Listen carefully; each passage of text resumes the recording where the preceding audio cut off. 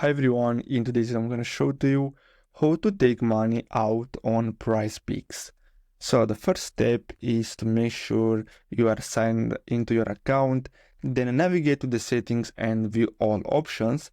Once you manage that, simply click on request withdrawal as you can see, and basically you have to enter the amount you want to take out, and then basically that's all you have to do.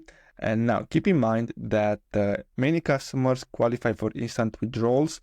However, new customers will often have at least their first few withdrawals reviewed by a qualified specialist for security reasons.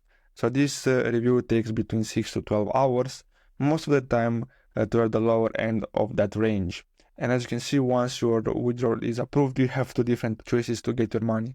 You have instant bank transfer and card withdrawals.